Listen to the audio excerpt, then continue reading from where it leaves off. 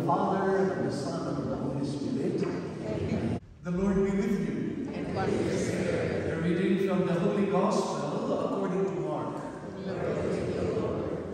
Chapter 9, verses 2 to 10.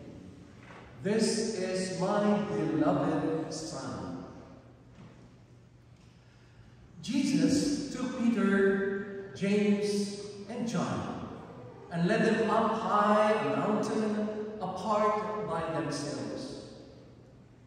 And he was transfigured before them, and his clothes became dazzling white, such as no fuller on earth can bleach them. Then Elijah appeared to them along with Moses, and they were conversing with Jesus. Then Peter said to Jesus in reply, Rabbi, it is good that we are here. Let us make 3 tents, one for you, one for Moses, and one for Elijah. He hardly knew what to say, and they were so terrified. And then a cloud came, casting a shadow over them. And from the cloud came a voice. This is my beloved Son. Listen to him. Suddenly, looking around, they no longer saw anyone but Jesus alone with them. As they were coming down from the mountain, he charged them not to relate what they had seen to anyone, except when the Son of Man had risen from the dead. And so they kept the matter to themselves, questioning what rising from the dead meant. The proclamation of the good news of our salvation.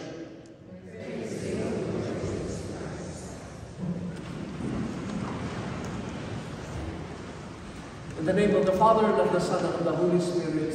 Amen. It may seem a little bit awkward, but may I ask you, how many of you were not able to come and have ashes on your forehead? Good. Now, this would be a great occasion for us. I don't have ashes with me, but may I ask each and every one of us to give us the reminder and make the sign of the cross on the forehead of the person beside you. Amen? Remember that you are dust, and to dust you shall return. Repent and believe in the gospel. How does it feel? Kind of awkward. But believe it or not, this is a way for us to know that from time to time we are to be reminded. Maybe you have forgotten what day it was Ash Wednesday. You can always relate it with Valentine's Day.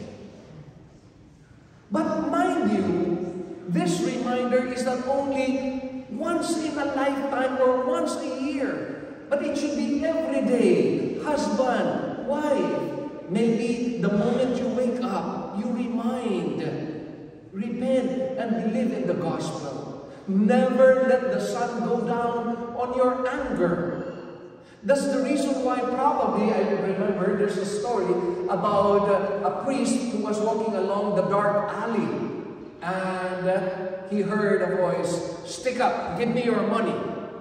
And so he faced the one who said, "Stick up," and he opened his pocket and took his wallet. And immediately, the moment the man saw the white collar, he said, "Oh, I'm sorry, you're a priest. And just keep your money, Father." And the priest was a little bit of okay, and he said, "Okay, have a cigar." And he said, "I'm sorry, Father, it's Lent. I'm giving up cigar for Lent." What would you think about that? Well, obviously, Ash Wednesday, the season season of Lent is a reminder for each and every one of us. In English, it came into my mind. What does it mean when you are being lent or somebody lends you something? What would you say? I owe you, right? Because it was not given. Because otherwise you would say, thank you, correct? But when somebody lends you, you would end up saying, I owe you, someday I will pay you. So I would say that I owe you would be a good reminder for us in this season of Lent. Something is lent for us. I owe you. So in the season of Lent, you must give in. And that is the discipline of prayer. Give in to the will of our loving Father. How do you pray? Your will be done, giving in to the Lord. Oh, giving out. And what is that in this season of Lent? And that is no other than what we call almsgiving. When you give alms, you give it out. You don't give it for yourselves. Correct? I owe you. And what is the you? Give up. What would you like to give up in this season of Lent? With the Hispanic community, I said, well, all you can say is, hola. And what is that? Oración, limosna, ayuno. How about in Portuguese? Oração, jejum, esmola. Is that correct? Am I correct with my Portuguese? And it's the same thing. The basic disciplines of Lent. Prayer, fasting, and almsgiving. But what is that in relation with the word Lent? L-E-N-T. Should I say, it's a way for us to journey to be, number one, L of Lent, to be lowly, to be humble. When Jesus says, it is not sacrifice that I need, but a humble and contrite heart. The season of Lent is for us to get through all the way through this journey in order to what? Encounter the Lord with the letter E. Where will we encounter Jesus? Obviously, in the sacrament of reconciliation.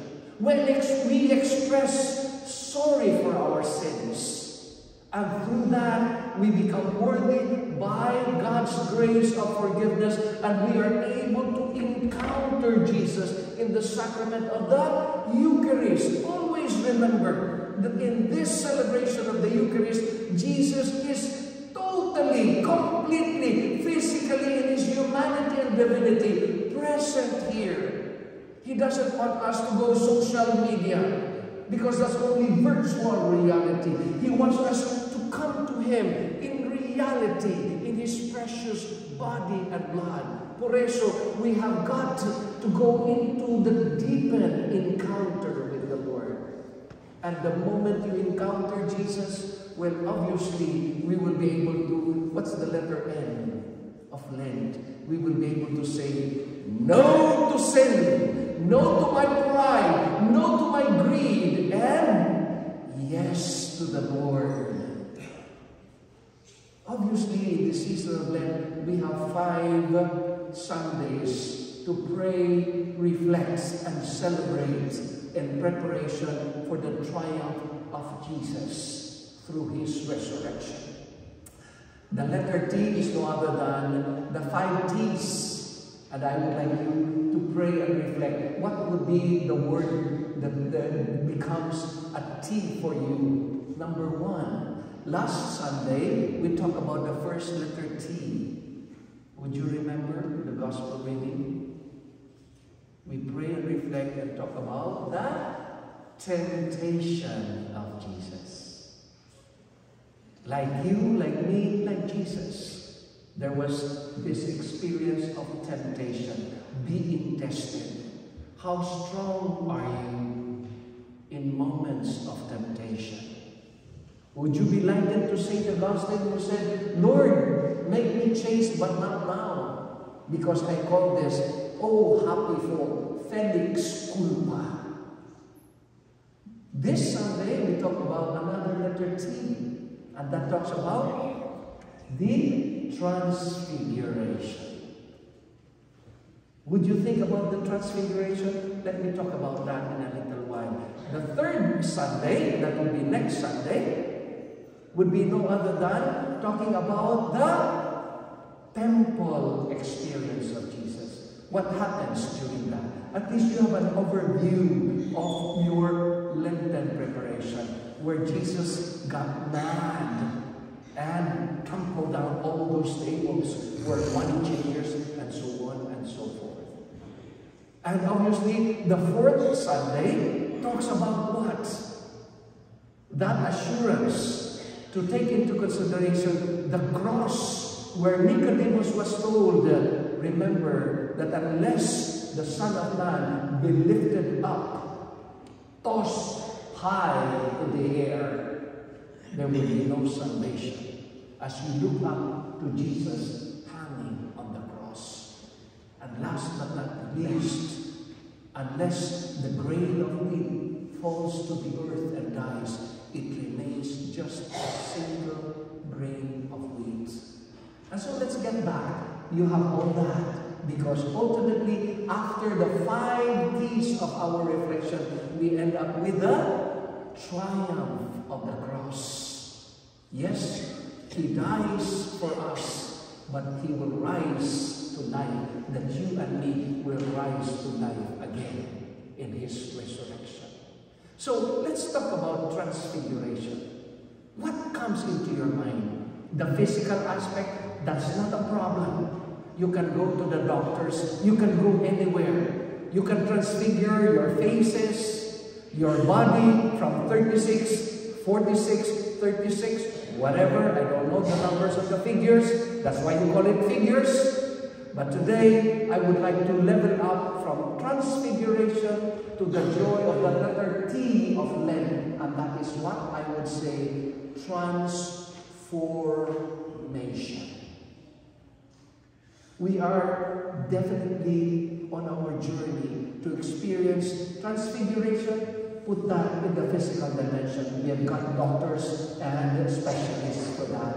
But when it comes to transformation, then obviously St. Augustine would remind us, God has created you without you, but He cannot save you without your yes, in order to experience the joy and the gift of our transformation. A person who doesn't prepare would definitely end up failing to prepare in his life. And this is the way for us to bow down our heads for a moment. Let us bow down our heads with humility and ask God to make the transformation happen in our life, that we may end up listening to God who says, "This is my beloved Son, in whom I am well pleased." Listen to Him. That we may end up saying, "Lord, let us build 3 tents, one for you, one for Moses, and one for Elijah." Change my heart, oh God, make it ever true, and change my heart, oh